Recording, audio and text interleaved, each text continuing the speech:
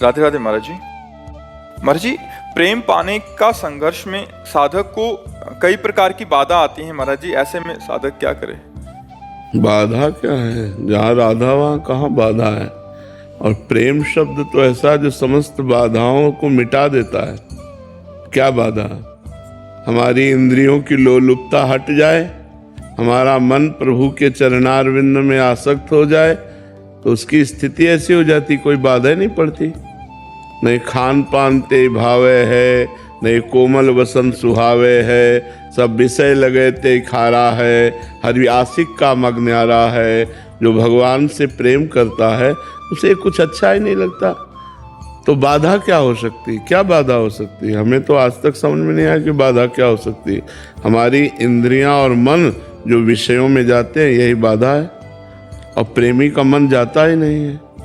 और जिसे प्रेम प्राप्त करना है उसे इतना दृढ़ होना पड़ेगा कि हमें परिवार की ममता भगवान के चरणों में समर्पित करनी होगी, हमें रुपए के द्वारा प्राप्त होने वाले सुखों का त्याग करना होगा, हमें इंद्रियों के भोगों से मन को हटाकर प्रिया प्रीतम के चरणारविंद में लगाना होगा। इसी के लिए नाम कीर्तन, नाम जप, भगवत कथा, साधु संग, ये सब अनुष्ठान किए जाते हैं। तो बाधा क्या हो सकती है? बताइए, क्या बाधा हो सकती है? किसका प्रश्न है? क्या बाधा हो सकती है? अंग्रेजी जानती हो, हिंदी जानती हो, तो हमारी बात समझ रहे हो? तो क्या बाधा हो सकती है? हमारे प्रारब्ध कर्म, हमारे प्रारब्ध कर्म जो नहीं बाधा दे सकते। प्रेम में बाधा नहीं दे। बहुत प्रकार के कष्ट हैं शरीर में, लेकिन वो बाधा थोड़ी है, वो तो कृपा है श्री जी की। जितना हमें कष्ट मिलता है शारीरिक, प्रेमी अगर शरीर के कष्टों की याद रखे तो प्रेमी किस बात का? प्रेमी तो बहुत विचित्र मार्ग है। जीवित मर जाए उलट आप में समाए, यह दिलगिरी है।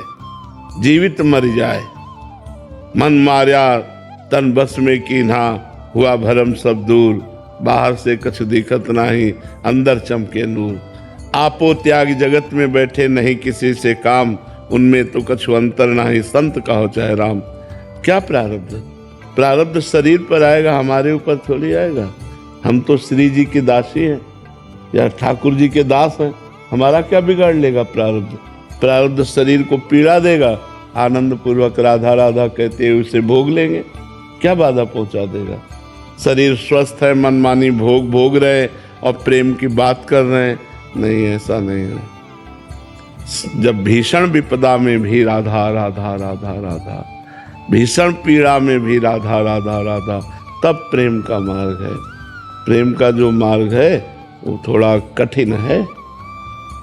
भगवान से प्रेम करना, श्री कृष्ण से प्रेम करना कठिन है। प्रेम के पंथ में जिंदा नहीं चला जाता, मर के चला जाता है। समस्त वासनाओं को मार करके, समस्त इच्छाओं का त्याग करके, हर कष्ट को सहते हुए तब प्रेम मार्ग में चला जाता है। तब श्री कृष्ण अपने आप को अपने भक्त के अधीन कर देते हैं। प्रेमाधीन भगवान का नाम है ना, समझ रहे हो हमारी बातें? हाँ, तब भगवान को प्राप्त किया जा सकता है, कोई बाधा नहीं। जहाँ राधा वहाँ क्या बाधा? महाराज जी, जो साधक के जीवन में विक्षेप आते हैं, काम क्रोध लोभ मोह मत्सर, इससे वो विचलित हो जाता है। ये भगवान के हम आश्रित हैं। मन में काम आ रहा है, इंद्रियों में काम आ रहा है, हम में काम नहीं आ रहा। हम उसके साक्षी हैं, उसके भोक्ता नहीं है। थोड़ा शास्त्र स्वाध्याय करो, थोड़ा सत्संग करो तो ज्ञान प्राप्त हो, तभी इन बाधाओं से हम दूर हो सकते हैं। नहीं तो बार बार काम क्रोध आदि के विक्षेप, और उनसे बचो। जैसे स्त्री शरीर है तो पुरुष शरीर के संयोग से बचो, पुरुष शरीर है तो स्त्री संयोग के सानिध्य से बचो। एक दूसरे से बचकर ब्रह्मचर्य धारण करते हुए आगे चलो। यदि गृहस्थ में हो तो अपने पति अपनी पत्नी से ही केवल मतलब रखो, इधर उधर दृष्टि मत रखो, तो भजन बढ़िया बन जाएगा। विक्षेप तब पड़ता है जब भजन नहीं होता। विक्षेप तब पड़ता है जब दृढ़ भगवद आश्रय नहीं होता। विक्षेप तब पड़ता है जब भगवान पर दृढ़ विश्वास नहीं होता। नहीं, ये सब तूफान है, भगवान पहाड़ है। पहाड़ की ओट में हो गए, तूफान निकल गया। काम क्रोध आदि के तूफान केवल उसको गिराते हैं जहाँ अहंकार होता है, जहाँ भजन नहीं होता है।